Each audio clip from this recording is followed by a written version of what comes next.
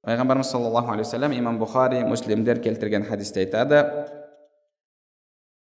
«Бу'ithtu ана вассаату кахатайн, ва дамма саббабата вал вуста».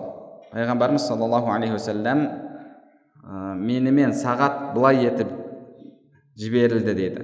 Яғни менің келуіммен уассаа дейді. Саа деген бұл Құранның терминінде, құрандық терминде, Құранның тілінде қиямет күні деген мағынада келеді. Құранда Алла тағала уасалунака анис саа, олар сенен сағат жайында сұрайды дейді. Бұл жердегі сағат деген сөзден мақсат, яғни қиямет күні, қияметтің қашан болатындығы.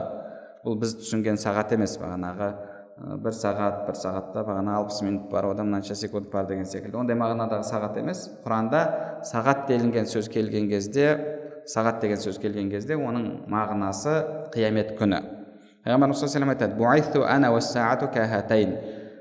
Менің жіберілуіммен қияметтің болуы мұндай деп Пайғамбарымыз саллаллаху алейхи вассалам саббаба деген мынау сұқ саусақ және сонымен орта саусақты бір-біріне осылай қосты дейді. Яғни Пайғамбарымыз саллаллаху алейхи вассаламның пайғамбар болып келуімен қияметтің арасы сондай жақын. Енді бізде сұрақ туындауы мүмкін: қалай жақын болады? Қазірге дейін 1400 жыл өтті. Одан кейін тағы да қанша жыл өтуі мүмкін? Бұл жақын уақыт емес қой, ұзақ уақыт қой деген секілді адамда сұрақ туындауы мүмкін. Жалпы уақыт деген кезде енді ол біздің санап жүрген күндеріміз бар, және Алла тағаланың алдындағы, жалпы Алланың құзырындағы уақыт, оның екеуінің өлшемі мүлдем бөлек. Алла субханала ва тағала мысалы Құран кәрімде айтады, қиямет жайында: «Тараунаху баида ва нараху қариба». Сендер оны ұзақ көресіңдер, біз оны жақын көреміз дейді. Алла тағала Құранда: «Ва инна яуман инда раббика каалфи санатин мимма тауддун». Раббыңның құзырындағы бір күн сендердің уақыттарыңмен, сендердің жыл санауларыңмен каалфи санатин мимма тауддун, 1000 жыл секілді дейді. 1000 жыл секілді. Яғни ол уақыт өлшемі мүлдем басқа өлшем болып табылады. Сол үшін де жалпы яғни осы әлемнің жаратылуымен алатын болсақ, Алла тағала әлемнің қашан жаратылғанын айтқан жоқ. Әлемнің қашан жаратылғанын айтқан жоқ. Адам атаның жер бетіне түсуімен әлемнің жаратылуының арасында көптеген жылдар, тіпті бағанағы қазіргі ғалымдардың зерттеуі бойынша, мысалы миллион жыл алдын, мынанша жыл алдын деп жатады. Енді бұл сөздер шариғатқа қайшы ма? Яғни дініміз оны терістейді ме? Дініміз оны терістемейді. Дінде оны терістейтін еш нәрсе жоқ. Яғни бұл әлемнің ғұмыры мынанша деген Құранда немесе хадисте нақты бұл мәселеге нүкте қоятын ешқандай аят хадис жоқ. Сол үшін де яғни ондай жылдар өткен болуы мүмкін.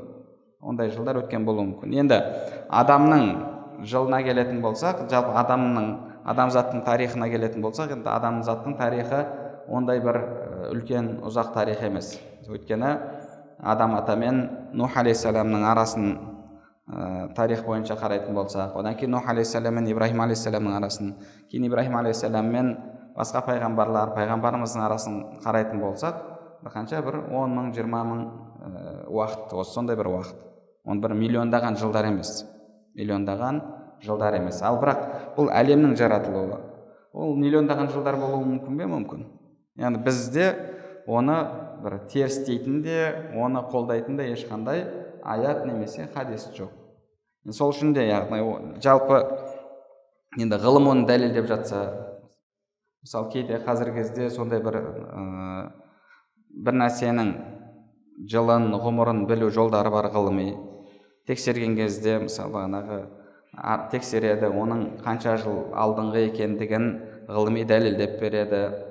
Ондай нәрселер болып жатса, дініміз оған қарсы емес. Сол үшін де оны бір дәлел ретінде қарастыруға болады. Онымен алатын болсақ, енді әлемнің ғұмыры өте сондай бір ұзақ. Сонымен қияметтің болуын немесе Пайғамбар саллаллаху келуімен қазіргі уақыт алатын болсақ, жалпы әлемнің ғұмырына салған кезде ол еш нәрсе емес. Жалпы қиямет дегеніміз не? Қиямет дегеніміз бұл әлемнің өлуі. Бұл әлемнің өлуі. Яғни әлем туылды, әлемнің бастауы бар, және бір күні келіп бұл әлем өледі. Күні бар, айы бар, галактикасы бар, бағанағы планеталары бар, жұлдыздары бар, барлығы өледі.